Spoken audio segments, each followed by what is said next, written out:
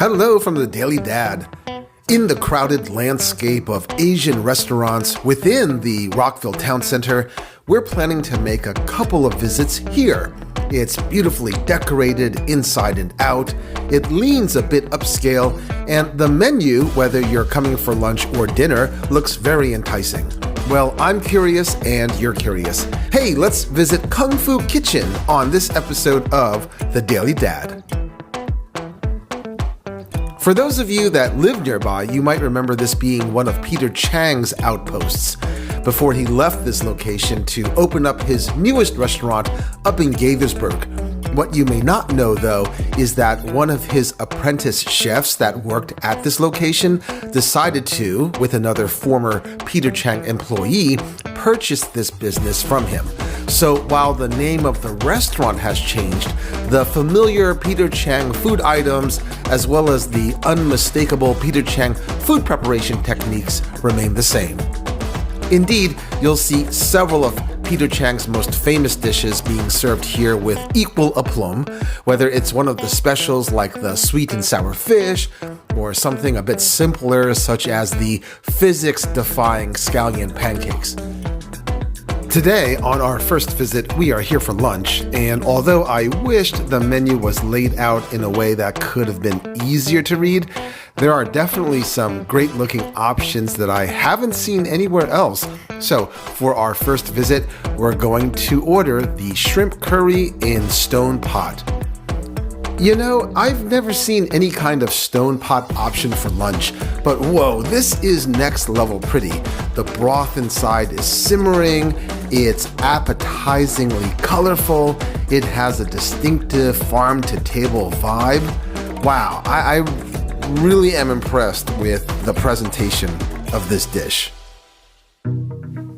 Okay, so I've eaten at a lot of restaurants and I can definitely tell you that the shrimp here is fresher than most.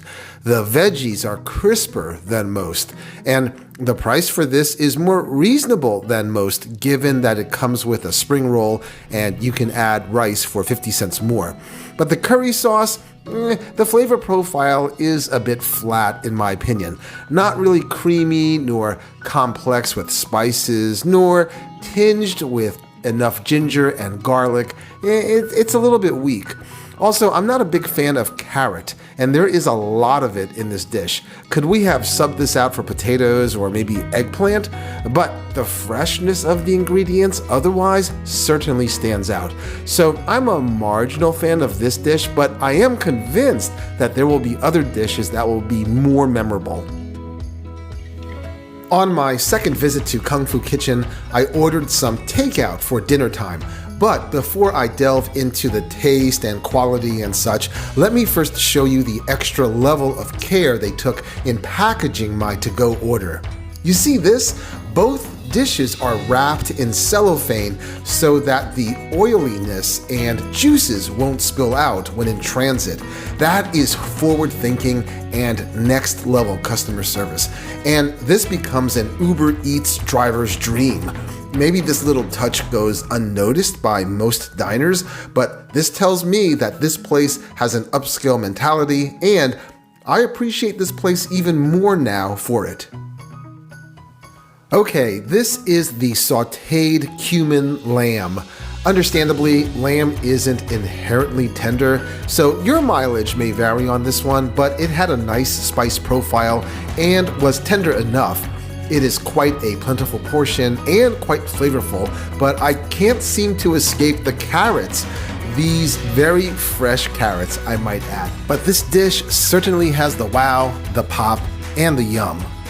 And for the second to-go entree, we have here the basil chicken. Some versions have bone-in chicken pieces, but this one is definitely more dinner-friendly as it features boneless white meat chicken. This one, despite not being spicy, definitely has a nice flavor, and you can taste the basil and the scallion essence. It's also a nice sized portion. It is carrot-free, and thus this gets a big thumbs up. Between these two, though, I did like the basil chicken better. The chicken meat was incredibly tender, as if they took the extra time to salt brine as opposed to just throwing the meat into a wok. It definitely has the wow, the pop, and the yum. In fact, oh my goodness, I can't stop eating this. Yes, I really liked this and I definitely recommend. However, both of these are solid entree options for the dinner table. Impressed so far with everything, I decided to come back one more time for lunch, and this time I ordered their fish fillet in numbing sauce. I love the name of this dish. And as with my previous lunch selection, it is beautifully presented. I mean, just look at the sterno keeping this hot. However, I liked the taste of this one better versus the shrimp curry and stone pot. This has a nice broth with complex notes. It has a nice level of spice. The fish is fresh and the veggies are crisp. It's a dish that is as beautiful as it is tasty. Wow, lunchtime has never felt so luxurious. Kung Fu Kitchen managed to improve every time I came, and I'm sure that there are even more excellent dishes to try. It's an incredibly lovely restaurant. The corner location allows for a lot of natural light. I liked the playful design elements, so it's just a great place to sit down for dinner.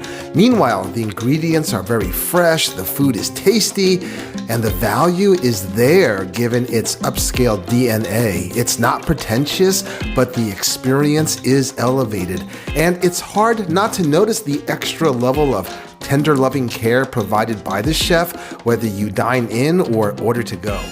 Really, it's one of the better top to bottom finds since I started this channel. So if you are looking for a great meal out with friends or family and Chinese was the cuisine of choice, you'll definitely want to put Kung Fu Kitchen on your list. Even though the Peter Chang signage has gone, his culinary spirit remains.